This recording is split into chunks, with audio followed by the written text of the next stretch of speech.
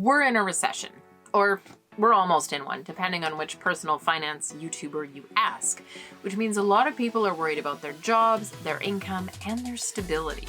But you, with the neurospicy brain and the freelancing abilities, should be absolutely pumped right now.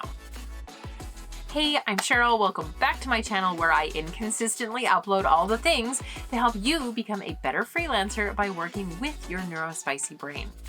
If you're curious how to make freelancing work for your ADHD brain, make sure you take my quiz, link in the comments down below, to find your neurodivergent freelancer archetype and get tips personalized just for you.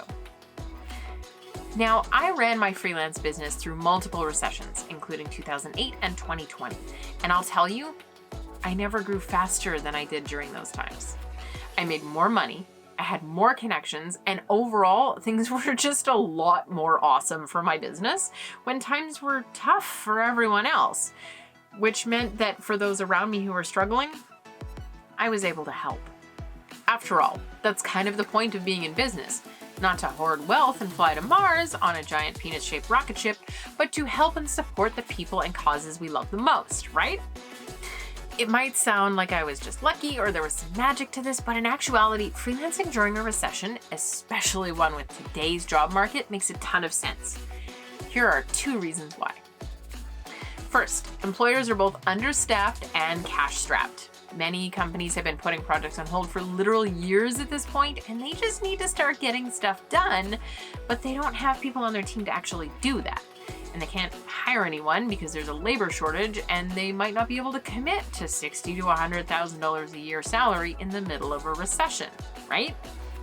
So what do? They bring in freelancers.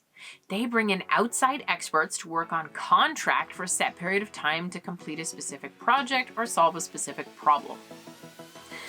Because they know it's for a set timeline, they'll often pay as much or more for a fractional freelancer than for a full-time senior employee. So the pay is definitely there. Bigger companies also, sadly, have more respect for other companies than for their own employees in a lot of cases. So when you bill as a company, you tend to get paid more, period. The investment from your project doesn't have to come through HR and pay scales and be in alignment with comparable positions elsewhere in the company. It comes out of departmental budgets, which must be spent or they'll be reduced in the next fiscal year.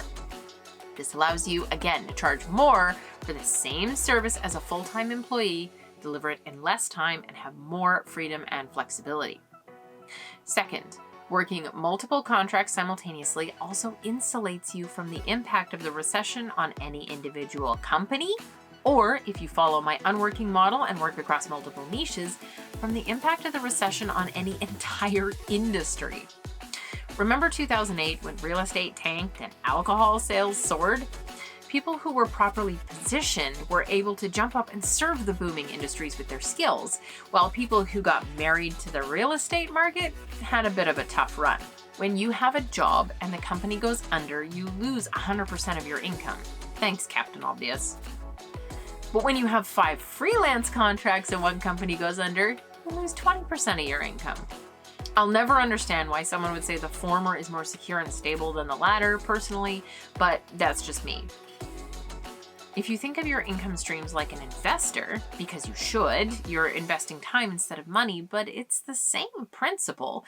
Having a job is like putting your entire investment portfolio into Tesla, because it mostly goes up, whereas freelancing is more like having a diversified portfolio across multiple sectors, multiple countries, and multiple investment vehicles. Having nothing but Tesla stock might sound good right now, but if one bad thing happens or one good competitor shows up, your portfolio could get completely wiped out. The same thing can't be said for your diversified portfolio. Now, if you want to learn how to do this, especially if you're neurospicy like me and you want to start your freelance business or you want to get that consistent and stable income that I keep talking about, I've got a free workshop that you can watch that talks you through the whole unworking model. The link is in the comments down below. It's about an hour long, but there's no fluff or filler. It's pure instruction. Make sure you click that link and watch the replay so that you can get ahead of whatever it is that's going on. That's it. If you learned something today, make sure you subscribe so I know people are actually watching. It helps my ADHD brain stay motivated to keep creating content for you.